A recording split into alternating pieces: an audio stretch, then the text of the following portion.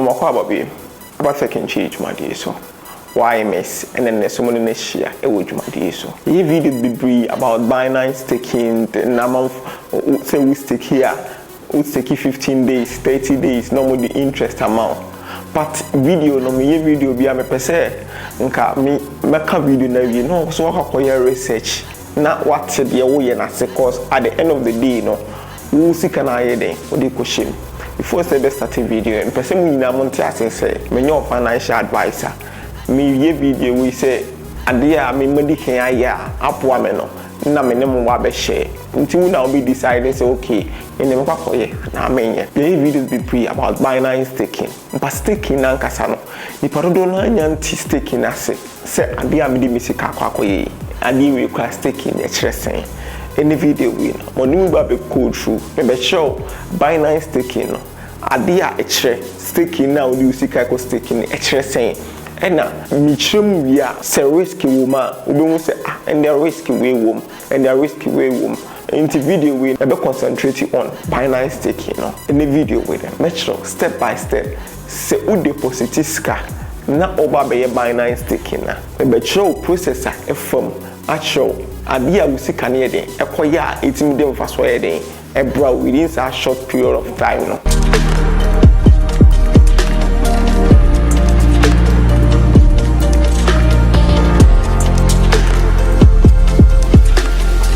Before some explaining staking and saying thing no more biase. Meaning say yeah if a video we know. Me a video about staking no. Nipa do na kwa research. Akwa pe staking ni kwetire sen. But say otebo for kra na sa cryptocurrencies at times say na e be confuse kakra bro for but say ye be chimu twi say ya. Abe more understand any am examples kakra and the bit me why there what you see ye over cryptocurrencies ma you proof of work no proof of stake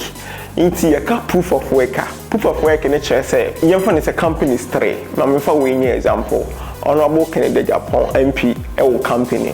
and Dr. Kokuotin also a company and Mr. Despite also a company it is our companies three way na omo go for mining no mo kono like e wo blockchain mo e ya de bi a ye pe ade no wo obedi kan anya no wo na e be den wo benya mfaso no what is nti e fa say Mr. Despite MP and Mr. Kwakuotin no mu yina mo ye den omo pesa ade no na ade na ye pe no wo be e be involve ska bebre e wo sa ade nim wo betima spend ye fa ne say omo be 50 billion old currency na ade na ye pen proof of work na me show mu no ade na ye pen wo ho wo obedi kan hu ade no wo obi hu ade no wo na obenya mfaso ni nyina nti emfa ne say Mr. Despite na hu ade na nti Mr. Despite ni invest be 70 billion old currency na Mr. Kwakuotin so omo invest 60 billion old currency omo mi no omo invest 60 billion na because of say Mr. Despite na hu ade nti no Mr. Despite na mbenya mfaso no obenya ni 60 billion old currency no no wase nya mfaso but Mr. Kwakuotin any MP omo investment no mo 60 billion ni 50 billion no omo nya den omo nya 1 cedi kra na hye so mo ide omo aboka the same thing applies to her. You find say Bitcoin na Ethereum 1.0 omo go for omo nyina wo proof of work no more pesa puzzle we na make sure no nti e wo blockchain na Bitcoin nti say yenya research bi wo ha before say me you go video no further no yenya research bi wo ha Bitcoin say proof of work we e be involve computers supercomputers omo involve electricity like omo spend a lot e was a proof of work we nti say yenya research bi wo ha say ye search o Google search me sure what dey do wo ha say electricity that Bitcoin until combine how much electricity na Bitcoin here then o use until boss wa until yabadawa Bitcoin mining consumes so I say Bitcoin mining consumes around 91 terawatt hours of electricity annually until I say that's more annual electricity used than all of Finland country no which is a country of 5.5 million people.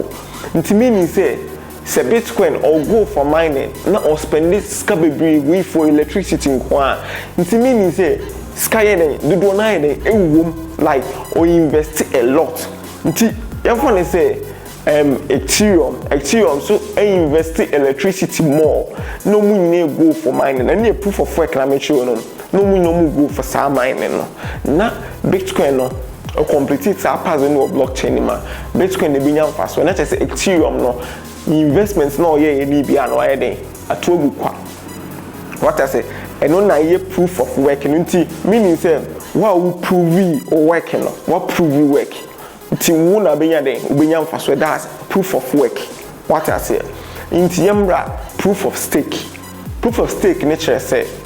sisi a memfa we nya mfa nto ho midway no me mfa nto ho me no proof of stake no what ma tia say nti proof of stake ne chere say parliament describe ababeto se opeso nche magana fo nyina nti kwan a obi abefa so anya mfa so ni bi ni say o constituency a won obi bia wan well say opese onya mfa so ni bi no on stake like oman wiska na because of say wo MP no ebia parliament now the corner okwa ubeton suo obefa car fuel bibia nti like ebebo ka bebre nti uhia ska bebre nti sisi a no constituency bia no omo na constituency no omo no omo boa nti constituency ni diska na be ma na o MP do o be calculate am say okay interest we na menya se saade a se wa o do sika be ma me 15 days and as wa o do sika be ma me 30 days no nti se si a no wo de no oni MP no endele direct oni MP no omo di MP na chi no ukosi omo di MP ni achi a eni na omo dis kan be de mema MP no na ko mine na odi abraw o dis kan be braw nti esi a no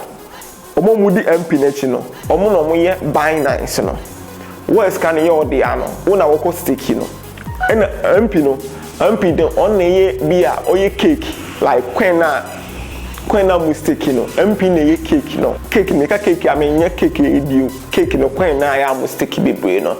nti wo di scan ma no na MP na ka cho okay me ko ye mine scan wo de ma me no 15 days we ubenya interest we 15 days we 30 days ubenya interest we nti proof of stake no emma obia konya ti say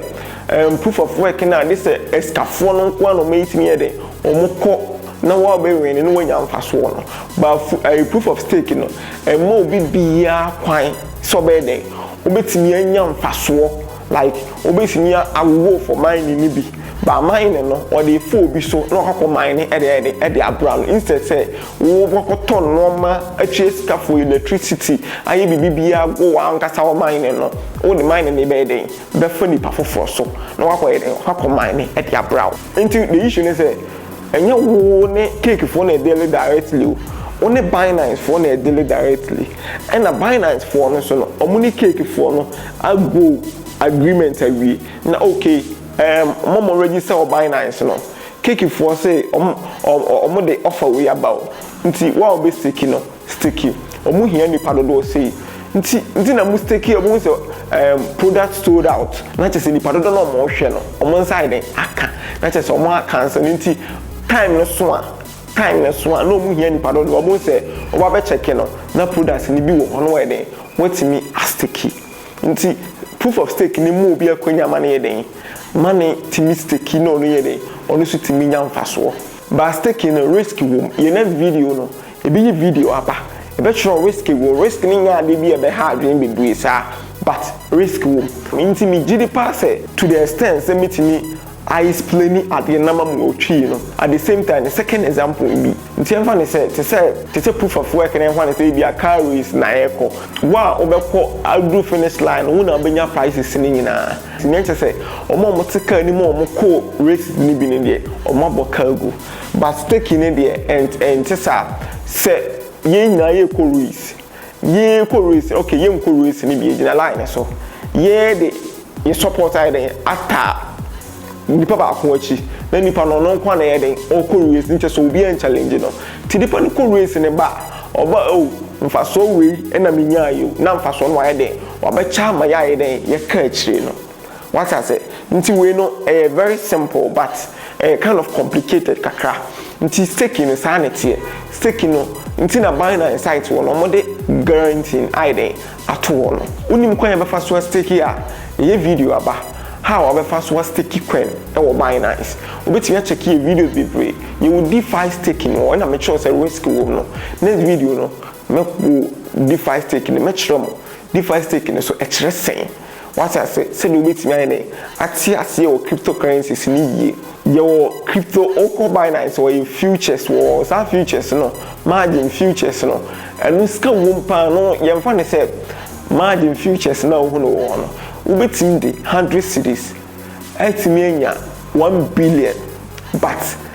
depending on risk ne wom no but nye easy shop what I say but minimum go to make sure ye nti say o ho na wo ska no pese wo de wo take sa risk na ubetimi take sa risk no and at the same time so no who say Binance where you do an investment the percentage you know interest na was so pa interest na who no wo ho no interest na yamfa ne say interest na e be 40% and 100% interest set ni yo interest na who no no 40% and 100% interest say 15 days in a swan ubenya sa 100% no say 100% ni ye nka we invest sa 1 year na ubenya sa 100% no but when you invest 1 year no ubetiti wan kasa be calculation why dey what it e dey food sa na chere what I say me di pass video be boa am what staking no wo ye no staking na wo ye sisi ano ubeti ase si ye jabi su wo staking ni ma ya ebia staking ya jabi wo ma in next video no e be addressing ye the best way I meet me I explain you staking na magana for any ni padodo na timi ate ase ye eno na matimi a kire mu follow staking tree e Facebook YouTube where you subscribe channel the videos be bro the videos are who here o Ghana ha bia wo ya ade bia unim ade na wo ye no